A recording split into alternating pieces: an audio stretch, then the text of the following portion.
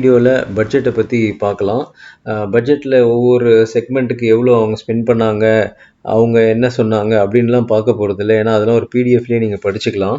இது வந்து நம்ம கொஞ்சம் டிஃப்ரெண்ட்டாக பார்க்கலாம். அதாவது அந்த பட்ஜெட் அவங்க எதுக்கு ஃபோக்கஸ் பண்ணியிருக்காங்க, அது ஃபோக்கஸ் பண்ணதால் எந்த ஸ்டாக்ஸுக்கு பெனிஃபிட்ஸ் ஆகிறதுக்கு சான்சஸ் இருக்குது, அதாவது எதுக்கு வந்து அவங்க கொடுக்கறது வந்து ஒரு கம்பெனியோட ப்ராஃபிட்ஸை இன்க்ரீஸ் பண்ணுறதுக்கு வாய்ப்பு இருக்குது அப்படின்றது தான் நம்ம பார்க்க போகிறோம். ஓகே. இந்த பட்ஜெட் கண்டிப்பாக சீனியர் சிட்டிசனுக்கு ஒரு மிகப்பெரிய பட்ஜெட் இது. அவங்களுக்கு ஒரு பெரிய ப்ளஸ் பாயிண்ட்டு. அவங்க வாங்குற அந்த கொஞ்சம் கேஷையும் நிறையா பிரச்சனையாக இருந்தது. அது டேக்ஸ் கட்டுறது, அது ஃபைல் பண்ணுறதுன்னு ஏகப்பட்ட இஷ்யூஸ் இருந்தது. பட் இந்த முறை இந்த பட்ஜெட் கண்டிப்பாக சீனியர் சிட்டிசனுக்கு ஒரு மிகப்பெரிய ரிலீஃபான பட்ஜெட்டாக இருக்குது. அதேமாதிரி நான் கிட்டத்தட்ட ஒரு 28 இயர்ஸாக பட்ஜெட்டை பற்றி பார்த்துட்ருக்கேன். இந்த 28 இயர்ஸ்லேயே மிடில் கிளாஸுக்கு பெனிஃபிட் ஆகிற ஃபஸ்ட்டு, அதாவது மேக்ஸிமம் பெனிஃபிட் ஆகிற பட்ஜெட்டுன்ற மாதிரி சொல்லலாம். அதாவது இந்த ஒரு விஷயம் என்னென்னா, நீங்கள் எப்பயுமே அந்த கீழ்த்தட்டு, அதாவது கொஞ்சம் மிடில் கிளாஸுக்கு கீழே இருக்கிறவங்க பார்த்தீங்க அப்படின்னா, அவங்களுக்கு எந்த பிரச்சனையும் இல்லை. அவங்களுக்கு நிறைய ஸ்கீம்ஸ் வந்து கவர்மெண்ட் கொடுக்குது. அதுவும் பர்டிகுலர்லாம் தமிழ்நாடு வந்து ஃபென்டாஸ்டிக் ஸ்கீம்ஸ் வச்சுருக்கு. தமிழ்நாடுவே ஒரு பெஞ்ச்மார்க் மாதிரி நிறையா சிட்டிஸில், நிறையா பிளேசஸில் வந்து தமிழ்நாடுவே நிறையா ஃபாலோ பண்ணி கொண்டு போகிறாங்க. ஓகே, அவங்களுக்கு வந்து அந்த ரேஷனில் சில அரிசி கொடுக்குறதும் சரி, சில கேஷ் கொடுக்குறது, நிறையா அந்த மாதிரி கொஞ்சம் மிடில் கிளாஸ் கீழே இருக்கவங்களுக்கு கண்டிப்பாக வந்து பெனிஃபிட்ஸ் ஆகுது. அது எல்லா அரசாங்கமும் அந்த பெனிஃபிட்ஸை பண்ணிட்டு தான் இருக்காங்க. அதேமாரி கொஞ்சம் மேலே, ஓகே, மிடில் கிளாஸ்க்கு மேலே அப்பர் கிளாஸில் இருக்கிறவங்க, அவங்க இப்போ டேக்ஸ் அதிகமாக இருக்குது, இல்லை இங்கே பிஸ்னஸ் பண்ணுற சூழ்நிலை சரியில்லைன்னா அவங்க பாட்டுன்னு வேறு கண்ட்ரிக்கு போயிடுறாங்க. இப்போ துபாய் மாதிரி சில கண்ட்ரிலாம் டேக்ஸ் ரொம்ப கம்மியாக இருக்குது, அங்கே போய் செட்டில் ஆகிடுறாங்க. பல பேர் செட்டில் ஆகிருக்காங்க அந்த மாதிரி. அப்படி இல்லை, இங்கேயே இருக்கிறவங்க கூட நிறைய எக்ஸ்பென்சஸை காமிச்சிட்டு அவங்க டேக்ஸ் அவ்வளோவா பே பண்ணாமல் அவங்க தப்பிச்சுக்குவாங்க. ஆனால் மிடில் கிளாஸ் மட்டும் தப்பிக்கவே முடியாது. ஒரு படத்தில் வர மாதிரி மிடில் கிளாஸுக்கு பொறுத்த வரைக்கும் எவ்வளோ அடித்தாலும் அவன் தாங்குறான்ப்பா. அந்த மாதிரி சூழ்நிலையில் தான் மிடில் கிளாஸு வருஷம் நம்ம அப்படி தான் இருக்கிறோம், கண்டினியூஸாக இருக்கிறோம். நம்ம கவர்மெண்ட் என்ன சொன்னாலும் ப்ராப்பராக ஒபே பண்ணுறது மிடில் கிளாஸ் தான். அதிகமாக டேக்ஸ் கட்டுறது மிடில் கிளாஸ் தான். ஸோ வலியும் வேதனையும் அதிகமாக இருக்கிறது மிடில் கிளாஸுக்கு தான். இது வரைக்கும் ஓகே, நான் 28 வருஷமாக பார்த்துருக்கேன் பட்ஜெட்டை. மிடில் கிளாஸுக்கு அங்கே இங்கே கொஞ்சம் கொஞ்சம் அப்படியே ஒரு ஊறுகாய் மாதிரி கொடுத்துருப்பாங்களே தவிர, இதான் ஃபர்ஸ்ட் டைம் நான் பார்க்குறேன் இவ்வளோ பெனிஃபிட் ஆகிற பட்ஜெட்டை. மிடில் கிளாஸுக்கு இவ்வளோ நாள் அடி தாங்கியிருந்தவங்களுக்கு ஒரு பெரிய ரிலீஃபாக இருக்குது. கண்டிப்பாக இத்தனை வருஷத்துக்கு இல்லாத ஒரு பெரிய பட்ஜெட்டாக தான் இது நான் பார்க்குறேன். ஏன்னா மிடில் கிளாஸுக்கு யாருமே ஒன்றுமே பண்ண மாட்டாங்க. ஓகே, கீழே இருக்கவங்களுக்கு நிறையா ஸ்கீம் இருக்குது, மேலே இருக்கிறவங்க சூப்பராக தப்பிச்சுக்குவாங்க. ஆனால் மிடில் கிளாஸுக்கு எந்த எஸ்கேப்பும் கிடையாது. பட் இது வந்து ஒரு மிகப்பெரிய பட்ஜெட்டாக மிடில் கிளாஸுக்கு இந்த பட்ஜெட்டை நான் பார்க்குறேன். ஓகே, இதுதான் no income tax up to 12 lakhs. இதுதான் நான் பேசிகிட்டு இருந்தேன். இதை பற்றி தான் சொல்லிட்டு இருந்தேன். இது வந்து ஒரு பெரிய level of benefit for middle class. Okay, இப்போ இது கவர்மெண்ட் எப்படி இது ஸ்மார்ட்டாக மூவ் பண்ணியிருக்காங்க அப்படின்னா, இது வந்து நெக்ஸ்ட் இயருக்கு தான் அவங்க கிட்டத்தட்ட 2025-26 அது முடியணும், இந்த மார்ச் முடியணும். முடிஞ்சதுக்கப்புறம் ஒரு 3 monthsல ஃபைல் பண்ணிவிட்டு அதுக்கப்புறம் தான் டேக்ஸோட இது கவர்மெண்ட்டுக்கு வரும், இன்கேஸ் பே பண்ணுறாங்கன்னா. ஸோ கவர்மெண்ட்டுக்கு இப்போதைக்கு எந்த ஒரு ரெவென்யூவில் வந்து எந்த ஒரு குறைபாடும் இருக்காது. ஏன் அப்படி சொல்கிறேன்னா, அவங்களுக்கு வந்து நெக்ஸ்ட் இயர் 2026 ஜூனில் தான் இந்த கேஷ் வரும். கிட்டத்தட்ட அவங்களுக்கு ஒரு 1 lakh crore-லேருந்து 1,20,000 crores வரைக்கும் இதனால் கவர்மெண்ட்டுக்கு ரெவென்யூ இருக்காது அப்படின்னு சொல்கிறோம். ஆனால் இது எப்படின்னா, மக்கள் April 1, 2025லேருந்தே இதை செலவு பண்ண ஆரம்பிச்சிருவாங்க. அது செலவு பண்ணாங்கன்னா அதில் ஒரு ஆவரேஜாக பார்த்தீங்கன்னா 15% ஜிஎஸ்டி வந்து கவர்மெண்ட் கலெக்ட் பண்ணிடும். ஸோ இப்போ 1 lakh crore இன்கேஸ் ரெவென்யூ இல்லை அப்படின்னா, அதாவது கவர்மெண்ட்டுக்கு எப்பயோ வர்றதுக்கு முன்னாடியே அந்த காசை மக்கள் செலவு பண்ண ஆரம்பிச்சிருவாங்க. அதில் அவங்களுக்கு கவர்மெண்ட்டுக்கு 15% ரெவென்யூ, எக்ஸாம்பிள் 1 lakh crore-னு வச்சுக்கிட்டோன்னா ஒரு 15,000 crores அவங்களுக்கு இம்மீடியட்டாகவே வர ஆரம்பிச்சிரும். செகண்ட் பார்த்தீங்கன்னா, ஒரு எங்கே செலவு பண்ணாலும் எல்லாம் ஒரு கார்ப்பரேட் நிறுவனம் மாதிரியே தான் இருக்குது.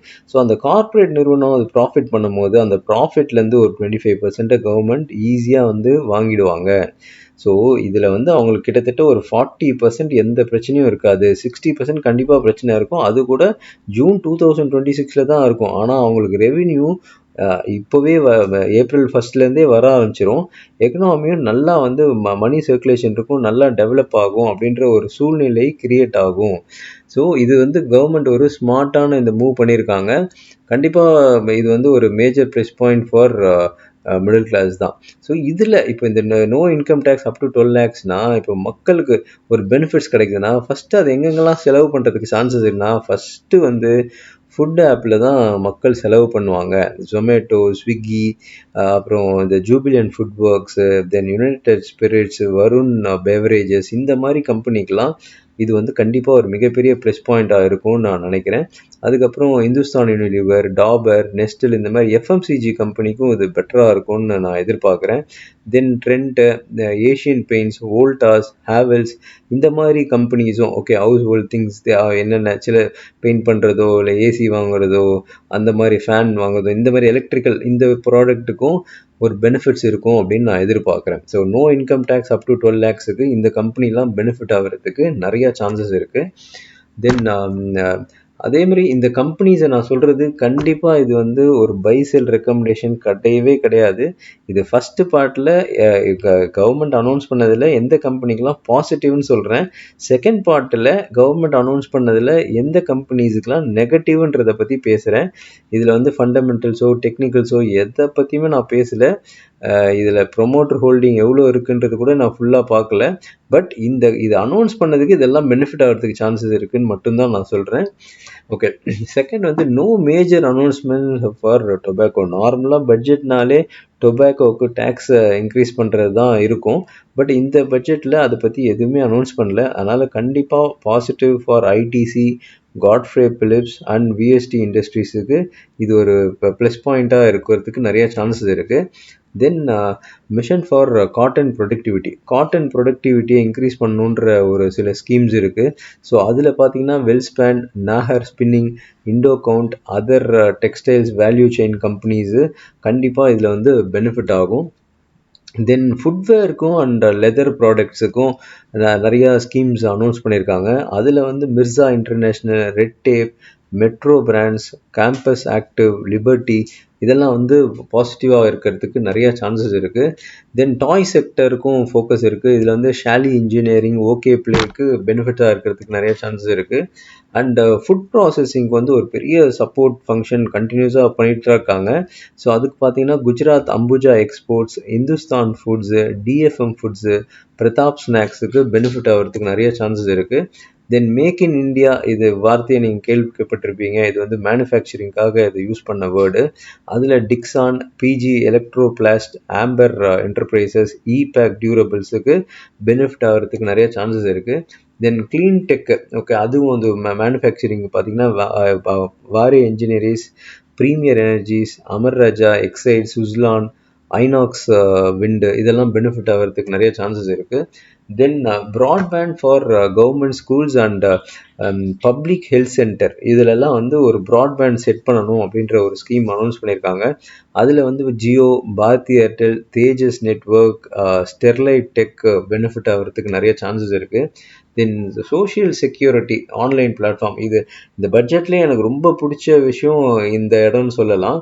அதாவது இப்போ நம்ம நிறையா வந்து வேலை வாய்ப்பு எப்படி கிரியேட் ஆகிடுச்சுன்னா, முன்னாடிலாம் வந்து ஐடி அந்த மாதிரி பிபிஓ அந்த மாதிரி செக்மெண்ட்டில் அந்த 2000 பக்கத்துலாம் ரொம்ப ஹியூஜாக டெவலப் ஆகிட்டு இருந்தது. இப்போ என்ன எப்படின்னா ஆன்லைன் பிளாட்ஃபார்ம், இந்த ஒரு டெலிவரி செக்மெண்ட் வந்து ஹியூஜ் ஜாப் ஆப்பர்ச்சுனிட்டிஸ் கிரியேட் ஆகிருக்கு.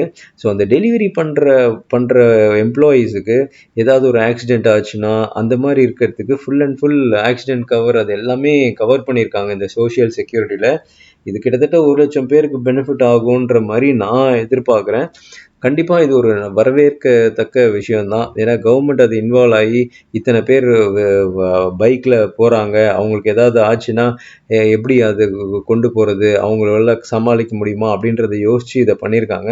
இந்த பட்ஜெட்டில் அந்த 12 lakhsக்கு அப்புறம் எனக்கு ரொம்ப பிடிச்சது இந்த ஒரு விஷயம், சோஷியல் செக்யூரிட்டி ஆன்லைன் பிளாட்ஃபார்ம் ஒர்க்கர்ஸ்க்காக இதை கொடுத்துருக்குறாங்க. கண்டிப்பாக இதில் ஜொமேட்டோ, ஸ்விக்கி, நைக்காலாம் பெனிஃபிட் ஆகிறதுக்கு நிறையா சான்சஸ் இருக்குது. அப்புறம் சேஃப் ட்ரிங்கிங் வாட்டர். இப்போ நம்ம சிட்டியில் இருக்கிறதால நமக்கு இந்த கான்செப்ட்லாம் தெரியாது. ஆனால் ரூரல் நிறைய இடங்கள்ல பார்த்தீங்கன்னா ஒரு சேஃப் ட்ரிங்கிங் வாட்டர்ன்றது ஒரு பெரிய இஷ்யூஸ் இருக்குது. அதை வந்து கண்டினியூஸாக அது ஃபோக்கஸ் பண்ணிட்டு இருக்காங்க. அதில் பார்த்தீங்கன்னா வாட்டெக் வபாக், ஜாஷ், ஐடிடி சிமெண்டேஷன், சக்தி பம்ப்ஸ், ஜெயின் இரிகேஷன், இஎம்எஸ், இந்த கம்பெனிலாம் பெனிஃபிட் ஆகிறதுக்கு நிறையா சான்சஸ் இருக்குது. தென் எலக்ட்ரிசிட்டி டிஸ்ட்ரிபியூஷன் ரீஃபார்ம்ஸ், இதை நான் கண்டினியூஸாக இதை பற்றி இந்த பவர் செக்டரை பற்றி என் ட்ரைனிங்லேயே நிறையா பேசியிருக்கிறேன். ஸோ இதில் பவர் செக்டர் அந்த ஃபுல் ஃபோக்கஸ்டு அந்த டிஸ்ட்ரிபியூஷனில் இருந்துட்டு தான் இருக்குது. NTPC, power grid, KEC, Tata power, Adani transmission கண்டிப்பாக அதில் பெனிஃபிட் ஆகிறதுக்கு நிறைய சான்சஸ் இருக்குது. இந்த நியூக்ளியர் எனர்ஜி வந்து ஒரு 100 GW by 2047 டார்கெட் ஃபிக்ஸ் பண்ணியிருக்காங்க. அதில் ஹெச்சிசின்னு ஒரு கம்பெனி இருக்குது.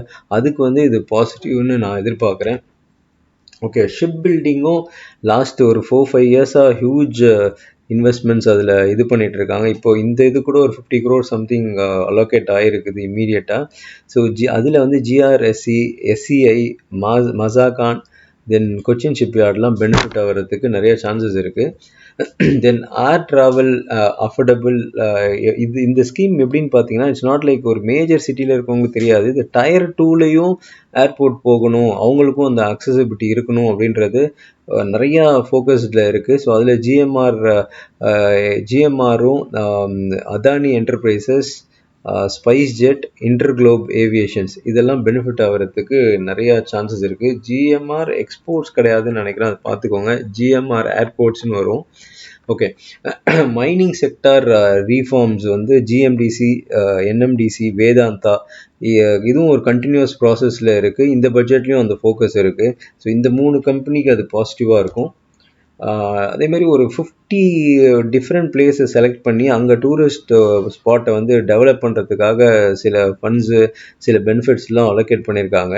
அதில் ease my trip, IHCL, ITC hotels, IRCTC இதெல்லாம் பெனிஃபிட் ஆகிறதுக்கு நிறைய சான்சஸ் இருக்குது.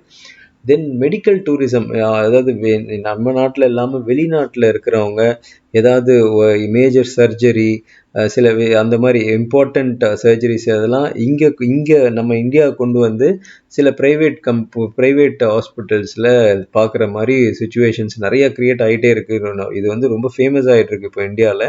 அதில் Shalby, Aster DM, Apollo, Fortis, Rainbow சில்ட்ரன்லாம் பெனிஃபிட் ஆகிறதுக்கு நிறைய சான்சஸ் இருக்குது.